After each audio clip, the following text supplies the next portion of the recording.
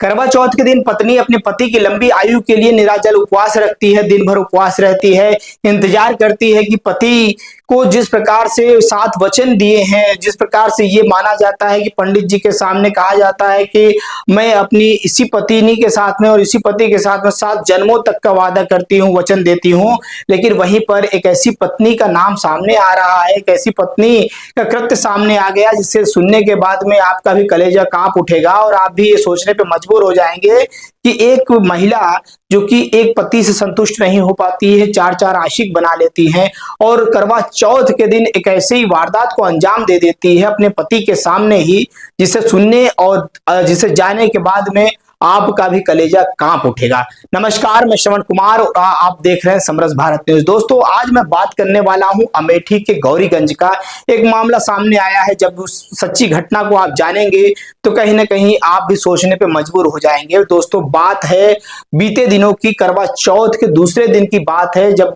मां तहरीर लेकर थाने जाती है और पुलिस प्रशासन को तहरीर देती है कि मेरे बेटे का नाम बद्री प्रसाद है और मेरे बेटे का नाम बद्री प्रसाद है और पुलिस को यह अवगत कराती है तहरीर दे करके कि मेरी जो बहू है जिसका नाम रजनीशा है, उसके द्वारा और उसके अन्य साथियों द्वारा मिलकर के मेरे बेटे की हत्या कर दी गई है। बात जब पुलिस प्रशासन को कानों में भनक पड़ती है, पुलिस प्रशासन कहीं ना कहीं हक्का बक्का होकर के सुनने लग जाता है। क्या पूरा मामला है? ऐसा कैसे हो सकता है कि करवा चौथ के दिन जो पत्नी अपने पति के लिए निराजल उपवास रखती है, सुबह से लेकर शाम तक पूरी दिन कुछ खाती नहीं है, यहाँ तक कि जल का एक कतरा भी, जल का एक बूंद भी अपने गले में नहीं उतारती है, तो कैसे ये हो सकता है कि करवा चौथ के दिन ये अपने अन्य लोगों के साथ मिलकर के इस प्रकार का हत्या का अंजाम दे देगी? वहीं पत्नी भी पहुंचती है तहरीर लेकर के, जिसका नाम रजनीशा होता है। वो कहती है कि मेरे पति जो बद्री प्रसाद है, वो घर के पास में ही एक खेत के अंदर दूसरा घर बना हुआ है, वो वहां से आ रहे होते हैं, घर आते हैं, मुझसे कहते हैं, शाम का समय रहता है, मेरे गले में दर्द हो रहा है। और इस बात को सुन करके मैं वहां पास के ही दुकान पर जाती हूँ, कुछ एक मेडिसिन लेकर आती हूँ, उन्हें देती हूँ खाने के लिए, और वो खा करके जब आराम कर रहे होते हैं तो पता चलता है कि उनकी मृत्यु हो गई। ये मामला सुनने के बाद पुलिस अब शंका में हो जाती है कि ये क्या मामला है, इस प्रकार से कैसे हो सकता है कि अचानक से ये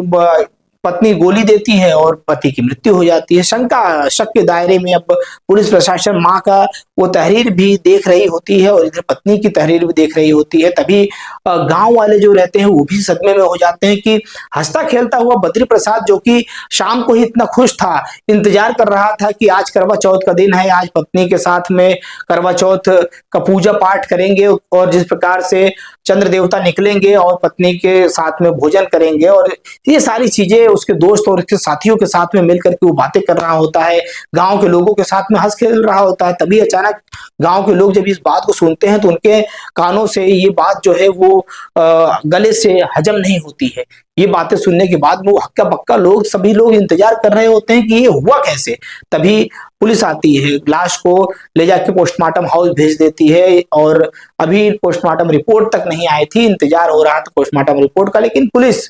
अपने कानूनी कार्रवाई में लगी हुई थी। पुलिस को शंका हो रहा था, गांव वालों की बातें सुनने के बाद में कुछ न कुछ पुलिस को संदेह लग रहा था पत्नी के ऊपर। वहीं जब मां का भी एक तहरीर देखती है पुलिस, तो पुलिस को लगता है कि हो सकता है कि इसमें कुछ तथ्य निकल कर सामने आए। पुलिस सामने आती है, पुलिस छानबीन करने का प्रयास करती है। छानबीन के दौरान पता चलता है, पुलिस को संदेह पत्नी के ऊपर लगता है, पुलिस पत्नी को गिरफ्तार करके थाने ले आती है। अब पत्नी से बातचीत हो रही होती है, लेकिन पत्नी घुमा घुमा कर जवाब देती है कि नहीं, ऐसे नहीं हुआ था, नहीं हमने नहीं किया, नहीं, मैं कोई दोस्त नहीं है। तभी पुलिस जो है वो अपना दांव खेल देती है, पुलिस मोबाइल मांगती है, पत्नी मोबाइल नहीं देती है। तभी पुलिस को शंका हो जाता है, पुलिस मोबाइल नंबर मांगती है। फिर क्या था, पुलिस जैसे ही मोबाइल नंबर को, उसका कॉल डिटेल निकालती है, सटासट एक के बाद एक नंबर निकलते हुए चले आते हैं। 4 नंबर सामने आते हैं और जब जैसे ही नंबर सामने आते हैं, पुलिस जो है शक की जो सुइयां, शक की जो कांटा था, जो उस पत्नी रजनीशा के ऊपर बार बार दिखाई अंदेशा लग रहा था, वो अब एकदम सीधा सीधा निशाना जाकर लग चुका था। अब पत्नी सीधे पुलिस के सामने थी और सारे जो मामले खुल के अब सामने आ चुके थे। अब पत्नी से पूछा जाता है क्या पूरा मामला है, आप खुलकर बता दीजिए, नहीं तो आप जान ही रहे हैं कि सजा तो मिलना ही है, लेकिन अब क्या क्या कड़ियां हैं, सारी की सारी कड़ियां खोलिए।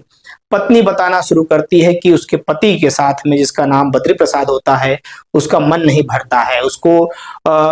उससे वो जो शांति मिलनी थी, वो जो सुख मिलना था, वो नहीं मिल पा रहा होता है। और इसी दौरान उसकी भेंट होती है उसी गांव के रहने वाले सुभाष से, और सुभाष से उससे उनकी मुलाकात होती है। उन दोनों में एक नजरों में एक दूसरे से प्यार हो जाता है। काफी दिनों तक उन दोनों में एक दूसरे के साथ में अवैध संबंध बनाए जाते हैं, गलत काम किए जाते हैं, तमाम ऐसी चीजें की जाती है जो कि पति पत्नी के रिश्तों के बीच में खटास ला दे।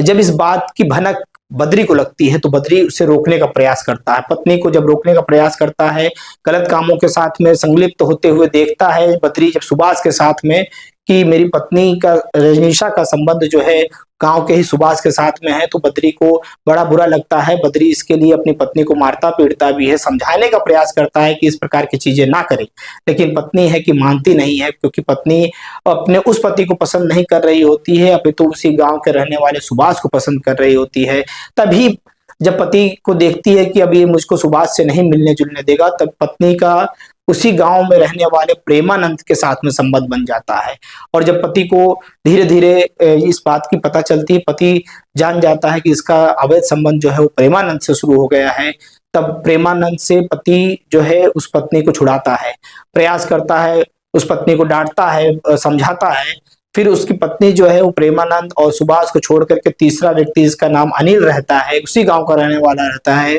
उसके साथ में अवैध संबंध बनाने लग जाती है, क्योंकि उसका उस पति के साथ में मन नहीं भर रहा होता है। तभी इन तीनों के साथ में वो कहीं ना कहीं छुप छुपा कर मिला करती थी, छुप छुपा के संबंध बनाया करती थी। तब जब पति को ये जानकारी लग गई कि गांव के अंदर ये इस प्रकार की चीजें कर रही है और आसपास के लोग जो हैं वो मेरी जो बेइज्जती है वो ना हो जाए, तो पति पत्नी को मारता पीटता है, समझाता है, डांटता है, और उसे कहीं ना कहीं ये समझाने का प्रयास करता है कि इस प्रकार की चीजें वो ना करे, लेकिन पत्नी है कि मानती नहीं। पत्नी सोचती है कि गांव में ये सारी चीजें मैं कर रही हूँ तो पति को पता चल जा रहा है, इससे मुझे गांव से बाहर कोई लड़का अगर मिल जाए तो ऐसे में उसका जो संबंध है उस साहिल से हो जाता है, जो पास के ही गांव में अग्नि बैजल का रहने वाला होता है। जब साहिल से उसकी नजदीकियां बढ़ जाती है, उसके साथ में वो बार बार इस प्रकार के गंदे काम करने लग जाती है, पति से छुप छुपा कर उसके पास मिलने लग जाती है। जब पति को इस चीज की जानकारी मिलती है,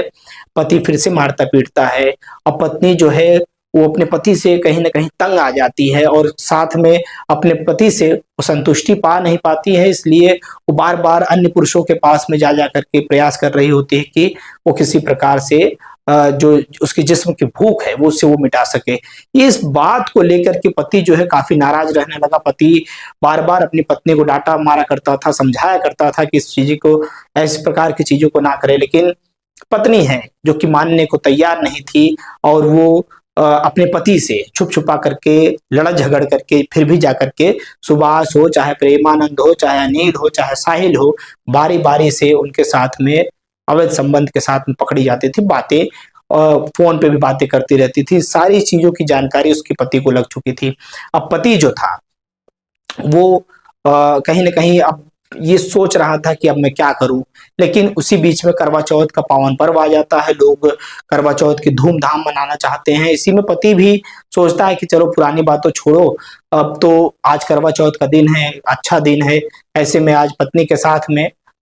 कुछ सुनहरे पल बिताए जाएंगे। और पत्नी जो मेरे लिए उपवास रखी है, मेरे लिए उपवास रखा है उसने, और मेरी लंबी आयु के लिए उपवास रखा है। पति तो ये सोच रहा था, पति इंतजार कर रहा होता है पत्नी का, लेकिन पत्नी जो है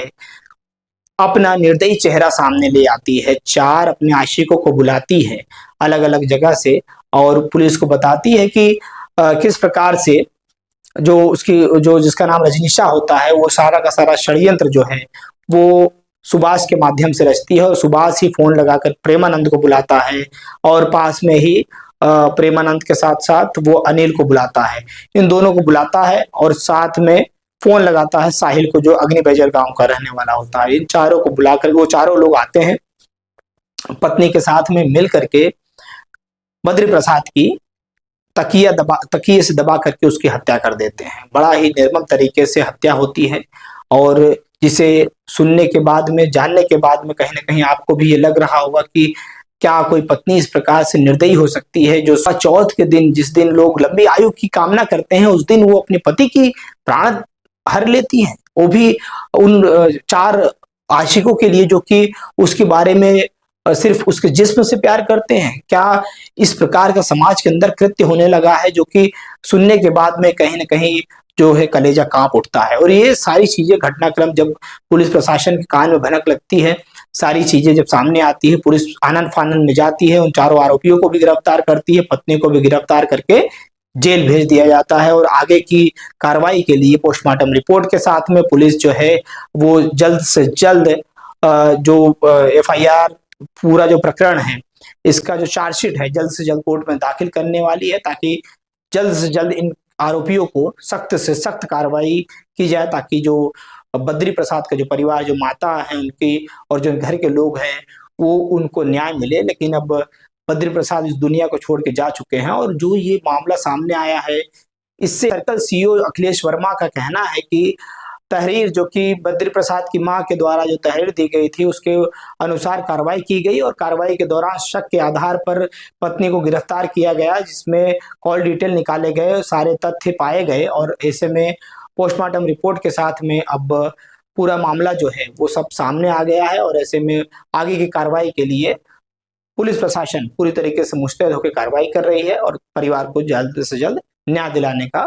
पूरा आश्वासन परिवार को दिया है। और चारों आरोपियों को, साथ में पत्नी को गिरफ्तार करके जेल भेज दिया गया है। को सुनाने से, इस घटना को सुनाने से हमारा किसी व्यक्ति विशेष को ठेस पहुंचाना मकसद नहीं है, या किसी व्यक्ति विशेष के बारे में कोई गलत भ्रांतियां फैलाना हमारा मकसद नहीं है। इस घटना से हमारा समाज को एक नैतिक संदेश देना मकसद है। और समाज में आप सजग रहें, सतर्क रहें और सावधान रहें कि हो सकता है कि आपके परिवार में, आपके घर के अंदर भी इस प्रकार से कोई एक अलग बीज पनप तो नहीं रहा है, जो कि पाप रूपी बीज है, और हो सकता है कि आने वाले समय में आपकी जान ले ले। अगर आपको ऐसा लगता है तो आप अपने घर परिवार के लोगों को शेयर करिए। बद्री प्रसाद को जब ये सारी घटना पता चल गई थी, तो अगर वो बद्री प्रसाद अपने घर में अपनी माँ से या किसी अन्य लोगों का सहारा लेता, पुलिस प्रशासन का सहारा पहले ले लेता, तो आज उसकी जान नहीं गई होती। वो भी करवा चौथ के दिन, जो कि पावन दिन माना जाता है पति पत्नी के प्रेम के संबंध में अगर बात की जाए। तो ये सारा चीज, घटना देखने के बाद में आपकी प्रतिक्रिया जरूर दीजिएगा। फिर मिलते हैं किसी नेक्स्ट वीडियो में। जय हिंद, जय भारत।